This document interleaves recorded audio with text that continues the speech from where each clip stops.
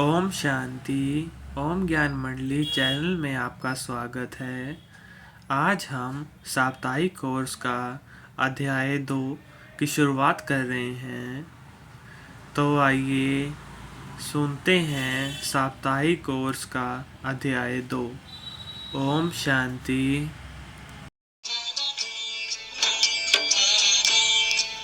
अगला जो आज का हमारा चैप्टर है, जिसमें हमें हमारे घर की पहचान दी जाएगी।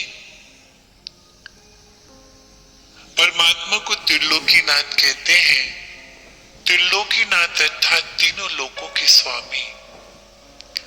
वैसे अगर देखा जाए भक्ति मार्ग में, अगर हम सभी पूछते थे कि तीन लोक कौन कौन से हैं, तो पुनः लोग सभी यही कहते थे, एक भूलोक, एक पाताल लोक और एक आकाश लोक। अब ये तो तीनों ही लोग एक लोक में आ गए, इसको तो तीन लोक नहीं कहेंगे। तो वास्तव में जो तीन लोक हैं वो कौन कौन से हैं? परमात्मा को त्रिलोकीनाथ जब हम सभी कहते हैं तो वो तीनों लोकों के स्वामी हैं, इसलिए उन्हें हम सभी त्रिलोकीनाथ कहते हैं। सबसे ऊपर जो आप देख रहे हैं ये ब्रह्मलोक है, जहां पे वो परमात्मा शिव और हम सभी आत्माएं रहते हैं, जिसे ब्रह्मलोक, ब्रह्मांड, परम धाम, शांति धाम, मुक्ति धाम आदि आदि नामों से जाना जाता है।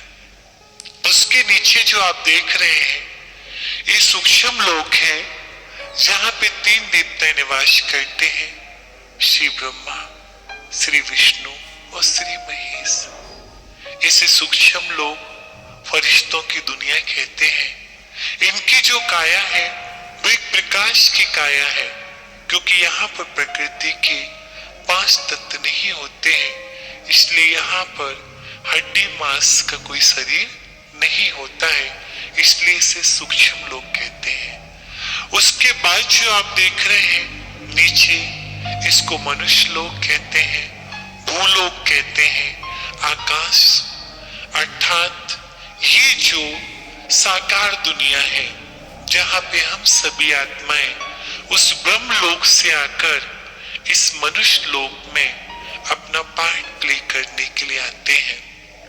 आप सभी जानते हैं पत्र कितना भी सुंदर लिखा हो, कितना भी सुंदर लिखा हो, लेकिन पत्र पर अगर पता ठीक नहीं तो वो ठिकाने पर नहीं पहुंचेगा।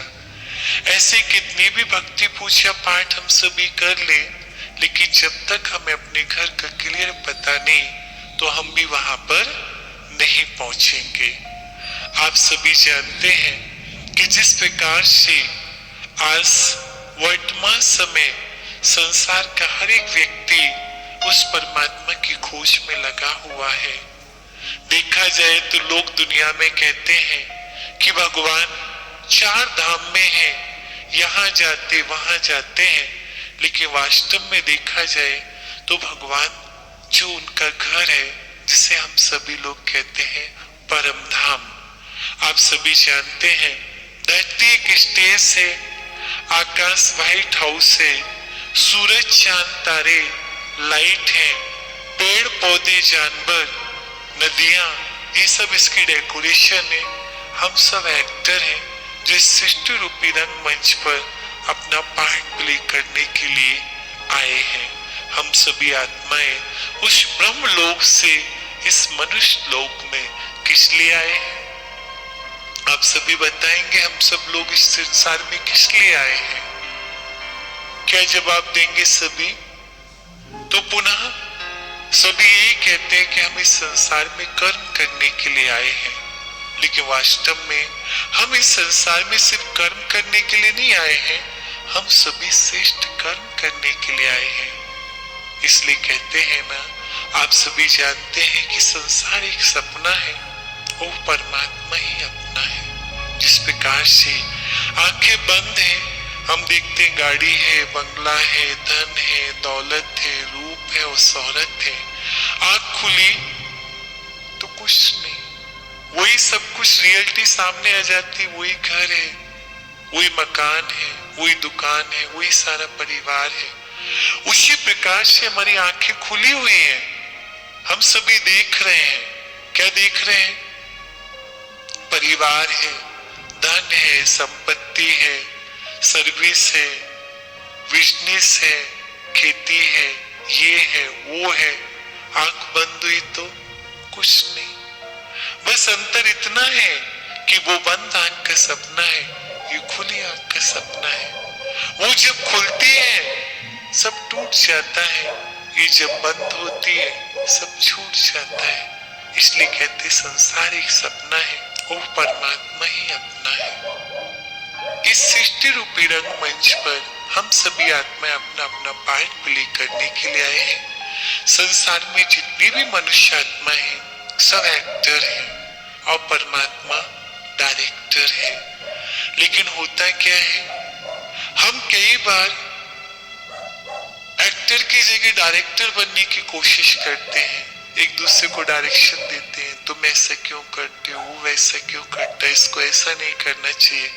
तो जब एक्टर की जगह हम डायरेक्टर बनते हैं तो ये फिल्म फ्लॉप हो जाती है।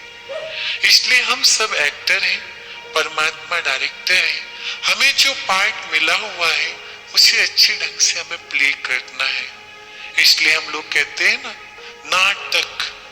नाटक माना कि ना अटक, माना इसमें अटको नहीं कि कौन क्या कर रहा है, इसने ऐसा क्यों किया, उसने वैसा क्यों किया। शिक्षा देके हमें साक्षी हो जाना है।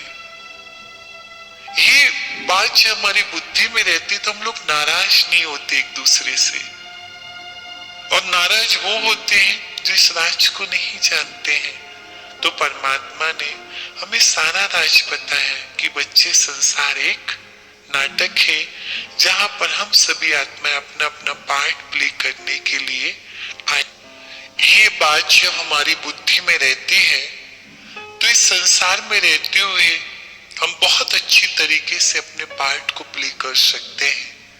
और साथ ही साथ एक बात और हमें बुद्धि में याद रखनी है, हम सभी अगर आज वर्तमान समय किसी से भी पूछते कि हम कहां से आए हैं तो लोग पुनः यही कहते कि हम ऊपर से आए हैं और ऊपर जाना है।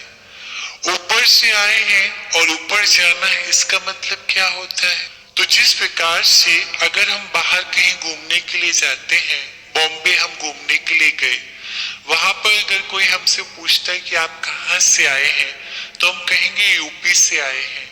तो खाली यूपी कहने से तो वो हम तक नहीं पहुंचेगा ना, हमें उसको अपना क्लियर एड्रेस देना होगा ना कि यूपी में हम किस जगह से आए हैं।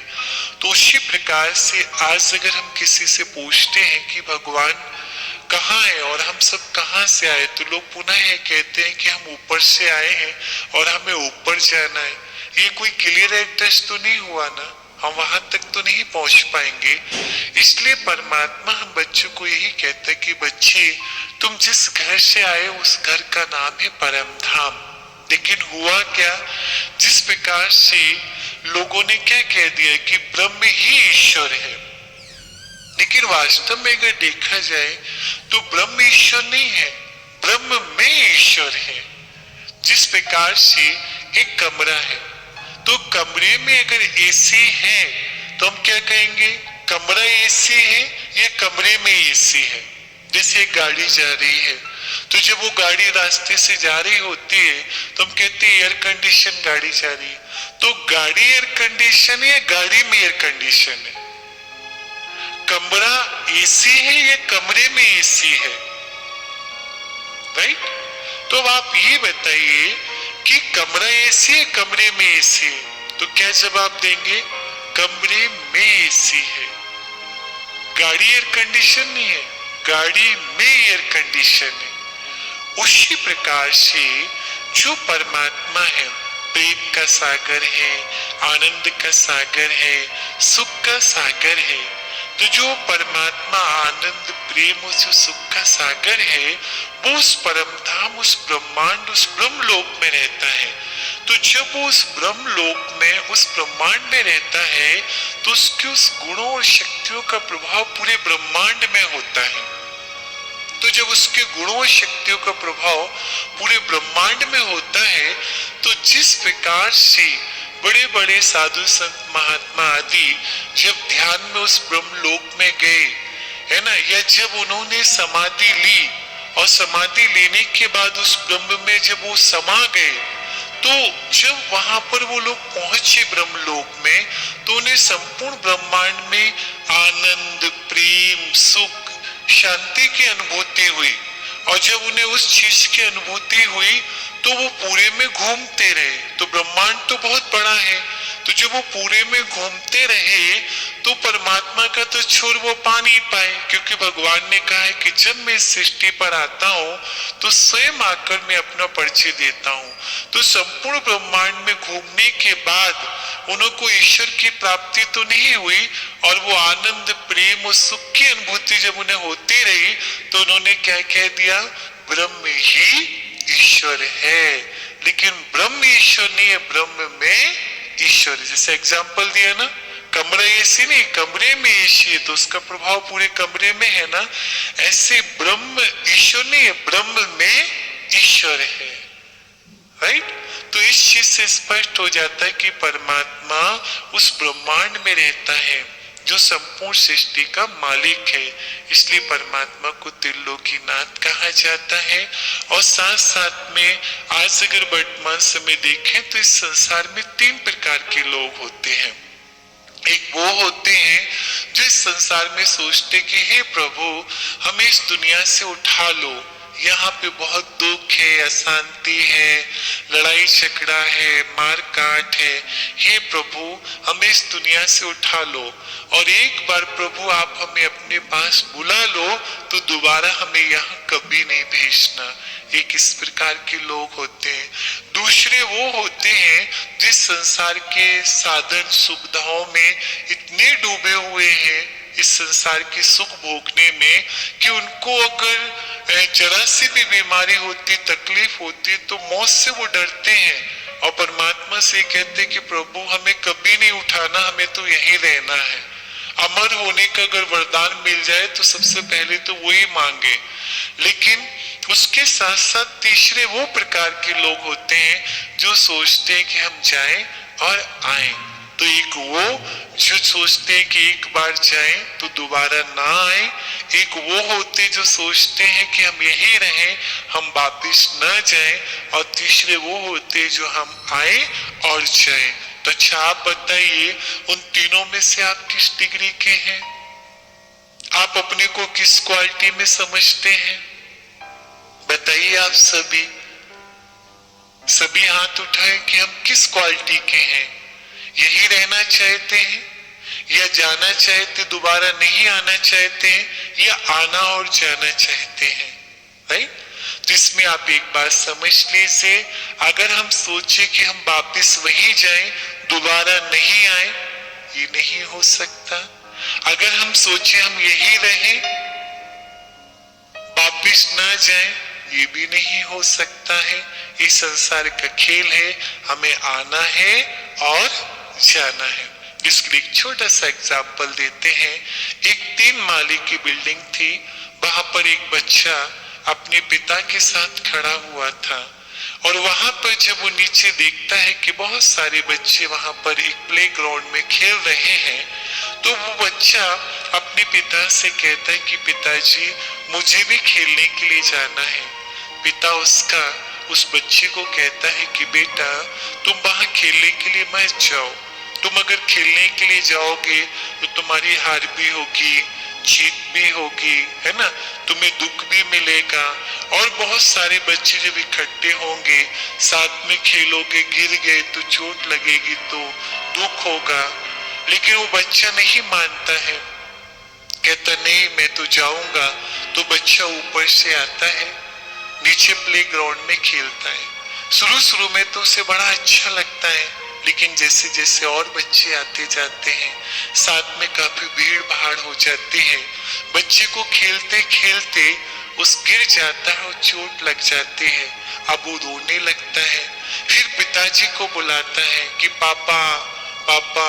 तो जब उसके पापा आते हैं उसको कहते हैं कि बेटा तुम्हें मैंने कहा था ना कि मत जाओ, लेकिन तुम नहीं माने ना।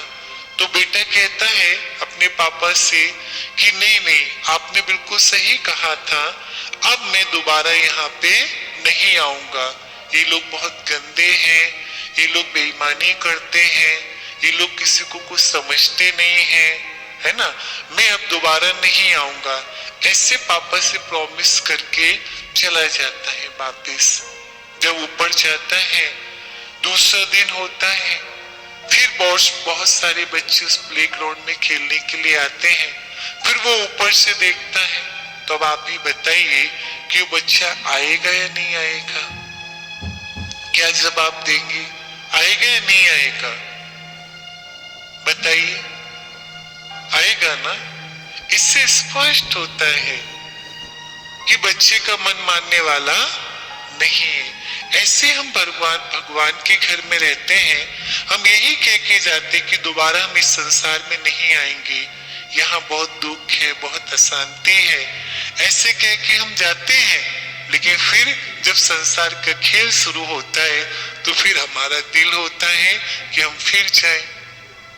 तो हमें आना है और जाना है, लेकिन जिस स्थान से आए थे उसी स्थान से हमें जाना है। ये चीज हमें अपनी बुद्धि में याद रखनी है। तो परमात्मा हम बच्चों को यही कहता है कि बच्चे इस संसार में रहते हुए अच्छे ढंग से अपना पार्ट प्ले करना है, क्योंकि जो संसार का ड्रामा है ना, इस नाटक में हर एक आत्मा यूनिक है।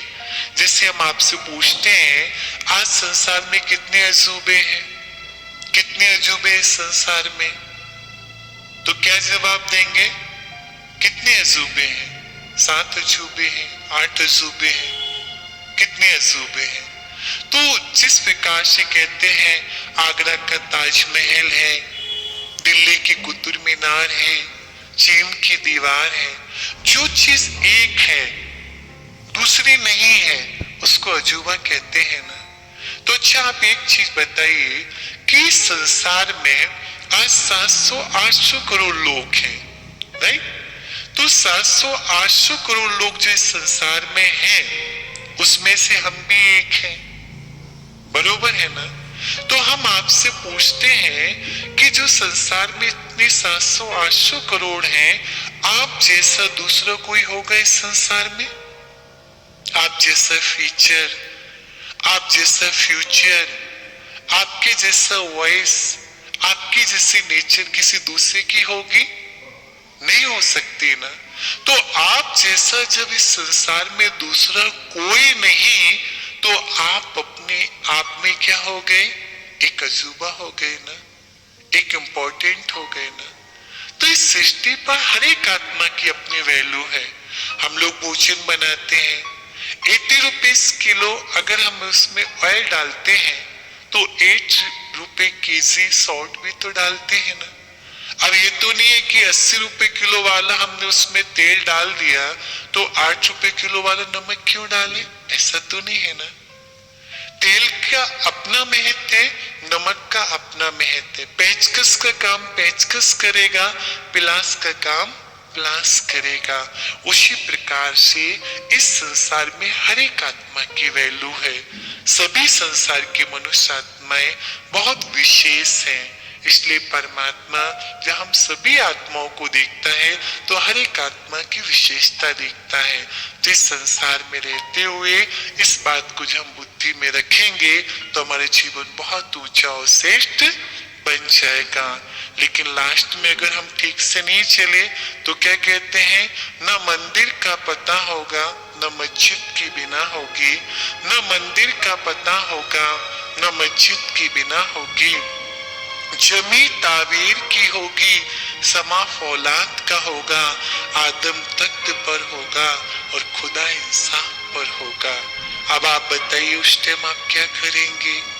ना मंदिर का पता ना मस्जिद का पता। आप कहीं भी गए हो, मंदिर गए हो, मस्जिद गए, गुरुद्वारे गए, चर्च गए, आप कहीं पे भी गए हो, जमी तावीर की यहाँ पे भी उसका साम्राज्य, समा फौलाद का, वहां पे भी उसका राज होगा। ना आप जन्म ले पाएंगे, ना उसके घर जा पाएंगे।